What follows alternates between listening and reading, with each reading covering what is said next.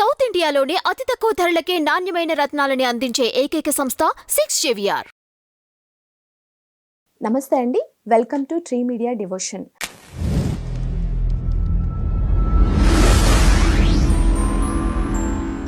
మనతో ఈరోజు ప్రముఖ జ్యోతిష్యులు, వాస్తు నిపుణులు, ఆధ్యాత్మికవేత్త శ్రీ నానాజీ పట్నాయక్ గారు మనతో ఉన్నారు. నమస్తే సార్. శ్రీమాత్రే నమః. ఈ మాసంలో ధనస్సు రాశి వారికి ఎలా ఉండబోతుంది? ధనస్సు వారికి కనుక చూసుకున్నట్లయితే మీకు పర్టికులర్గా మీ యొక్క రాస్యాధిపతి ఎవరైతే ఉన్నారో మీ రాస్యాధిపతి 6లో ఉండి వక్రించాడు అంటే రుణ విముక్తి యోగము ఇక్కడ యాక్టివ్ అయిందని చెప్పుకోవాలంటే రుణాలు క్లియర్ అవ్వడానికి చాలా బాగుంది.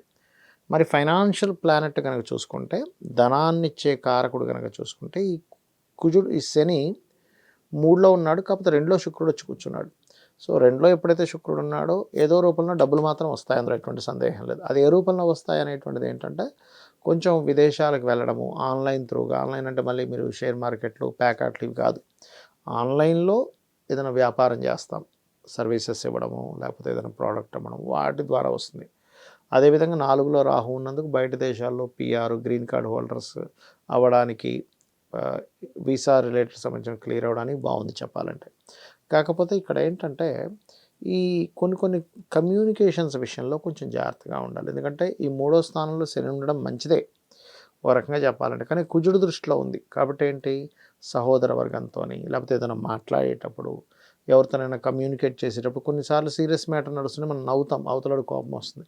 లేకపోతే అక్కడ అంత సీరియస్ లేకపోయినా మనం మొహం ఎలాగో పెట్టుకుంటే అవతలడు కోపం వస్తుంది. ఇవన్నీ కొంచెం కమ్యూనికేట్ చేసేటప్పుడు కాస్త జాగ్రత్తగా ఉండాలి ఇక్కడ పర్టికులర్గా. అదేవిధంగా కాస్త 4లో రాహు సంచరిస్తూ అష్టమంలో కుజుడు ఉన్నందుకు పూర్వీకుల ఆస్తులు ముఖ్యంగా తాతగారి ఆస్తికి సంబంధించినటువంటి విషయాల్లో కొంత జాగ్రత్త వహిస్తూ ఉండాలి. వాహనాల మీద వెళ్ళేటప్పుడు కూడా స్పీడ్గా వెళ్ళకూడదు పర్టికులర్గా ఈ టైంలో. అదేవిధంగా కొంతమందికి తరచూ మిస్క్యారేజ్ అవుతుంటాయి. అలాంటి వారు ఈ టైంలో కొంచెం ప్రెగ్నెన్సీ కొంచెం ప్రయత్నం చేయడం అనేటువంటిది కొంచెం ఆపుకొని తర్వాత చేసుకోవడం మంచిది, ప్రయత్నం అనేటువంటిది. కాకపోతే కొంత గురువు వక్రించి పంచమంలోకి వస్తున్నాడు, కొంత సేవ్ చేస్తాడు, అక్కడ సేవింగ్ ఫ్యాక్టర్ కొంత ఉంది.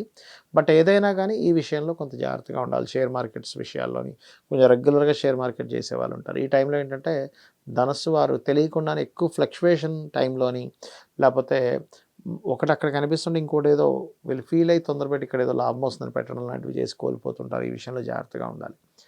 అలాగే మరొకటి ఏంటంటే కాస్త ఇక్కడ వివాహ ప్రయత్నాలు 16th తర్వాత ప్రయత్నం చేసుకోవడం మంచిది.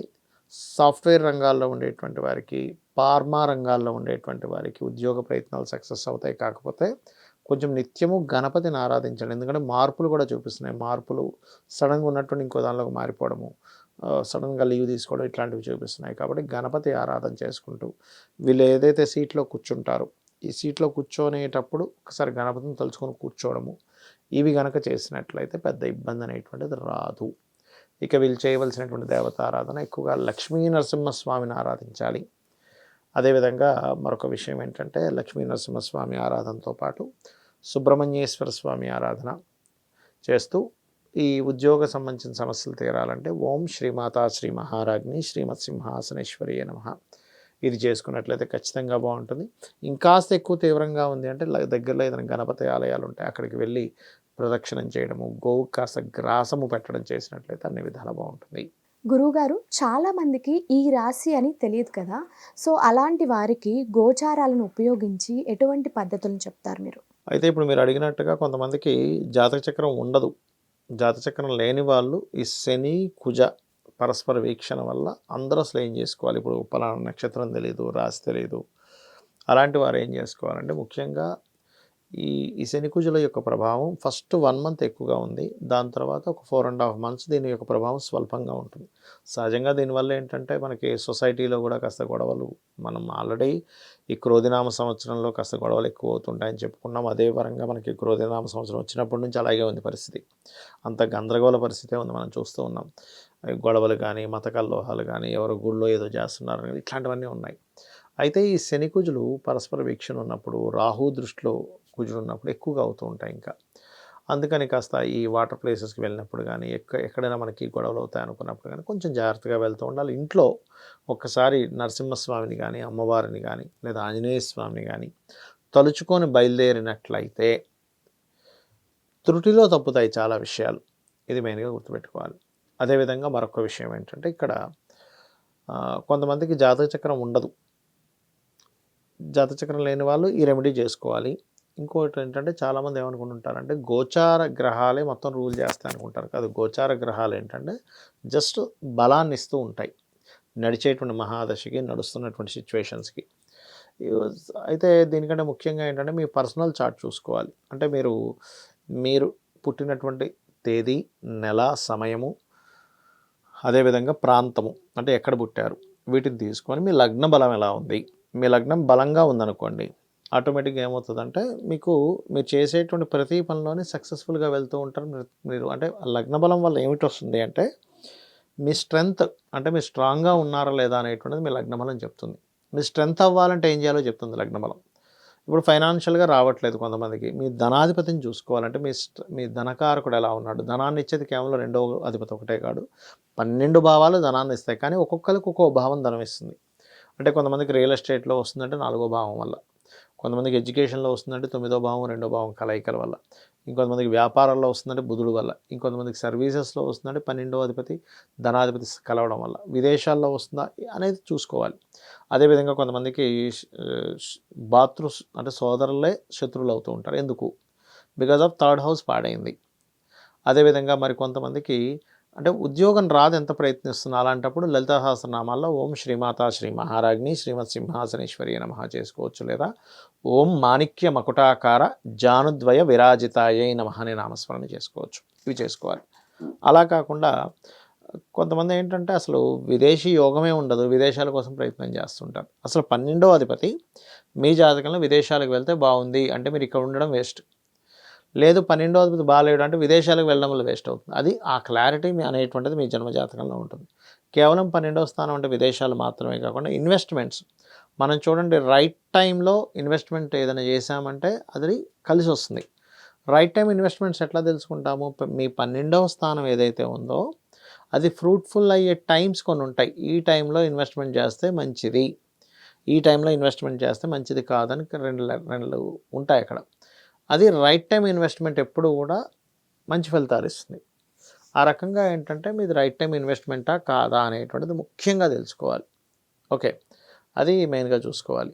అది మీ 12వ స్థానాధిపతి, మీ ధనాధిపతి, మీకు ఏ మహాదశ నడుస్తుంది, ఏ అంతర్దశ నడుస్తుంది, అప్పుడు మీరు ఈ గోచారం. అయితే మీకు ఇక్కడ సందేహం కలగవచ్చు, మరి ఈ గోచార ఫలితాలు ఎందుకు చెప్పుకుంటున్నాం ప్రతి నెల అంటే, ఇప్పుడున్న కండిషన్, ఇప్పుడు బయట వాతావరణం ఒక రకంగా ఉంది. మనం అనుకుంటాం ఏంటి, ఇప్పుడు కొంతసేపు అయితే బాగా వర్షం పడుతుంది, లేకపోతే ట్రాఫిక్ జామ్ ఉంటుంది అనుకుంటాం ఒక దగ్గరికి వెళ్ళాలంటే. టైం బట్టి మార్నింగ్ 6కో 7కో మనం కార్ వేసుకుని వెళ్తే పెద్ద ట్రాఫిక్ ఉంటుంది. అదే 9 o'clock పీక్ టైం అయితే ఎక్కువ ట్రాఫిక్ ఉంటుంది, టైం ఎక్కువ పడుతుంది.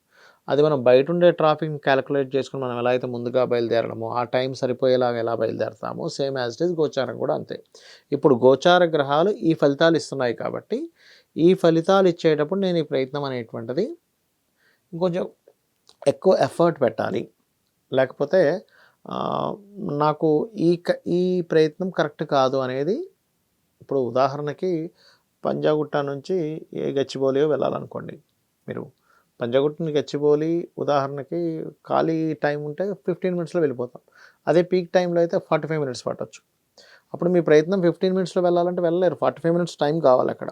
అలాగే గోచారం కూడా ఏం చెప్తుందంటే, ఇది మీకు ఇప్పుడు మీరు చేస్తున్న ప్రయత్నానికి గోచార గ్రహాలు ఎంత బలంగా ఉన్నాయి చెప్తుంది. అది మనం చెప్పుకునేటువంటి మాస ఫలితాలు. కాబట్టి మీ పర్సనల్ చార్ట్లో ఏ యోగం ఉందో చూసుకోవాలి, గోచార పరంగా ఏ యోగం ఉందో చూసుకోవాలి. చాలామంది కూడా ఏంటంటే వివాహం ప్రయత్నం చేస్తూ ఉంటారు. 7th house అసలు వాళ్ళ పర్సనల్ చార్ట్లో యాక్టివే అవ్వదు. గోచారంలో బలం వచ్చినప్పుడు ఏంటి, ఏదో వాళ్ళు వీళ్ళు అడుగుతుంటారు, ఏదో కలుస్తుంటారు, కానీ ఫ్రూట్ఫుల్ అవ్వదు. ఫ్రూట్ఫుల్ ఎప్పుడు అవుతుంది? మీ జన్మజాతకంలో యోగం ఉన్నప్పుడు అవుద్ది. దానికి గోచార బలం కూడా కనెక్ట్ అయితే అవుతుంది. అలాగే వివాహం కావచ్చు, బిజినెస్ కావచ్చు, ఎనీథింగ్. సో గోచారము అండ్ జన్మజాతకం ఈ రెండు చూసుకొని ముందుకు వెళ్తూ, దాంతోపాటు పరిహారాలు. ఫైనాన్షియల్ ఇబ్బంది ఉంది అంటూ ఉంటారు చాలామంది. ఇబ్బంది ఉంది అంటే ఎందుకు ఉంది? మీ పర్సనల్ చార్ట్లో ఏ ప్లానెట్ మీకు ఫైనాన్స్ రాకుండా చేస్తుంది. దానికి మీరు ఓం సంపత్కరీ సమారూఢ సింధుర వ్రజ సేవితాయే నమః అనే మంత్రం చేసుకోవచ్చు, లేదా ఓం ధర్మాధార ధనాధ్యక్ష ధనధాన్య వివర్ధినియే నమః అనే మంత్రం చేసుకోవచ్చు. ఇట్లా చేసుకోవచ్చు. సో ఒక్కొక్క దానికి లలితాసహస్రనామాల్లో మనం మొత్తం 1000 నామాలకు చెప్పాము. దాని పరంగా మీ జన్మజాతకం ఎలా ఉన్నా కూడా మీరు రెగ్యులర్గా చాంటింగ్ చేసుకున్నట్లయితే 100% మీరు ఆ యొక్క ఇబ్బంది నుంచి బయటపడడం జరుగుతుంది. శ్రీమాత్రే నమః.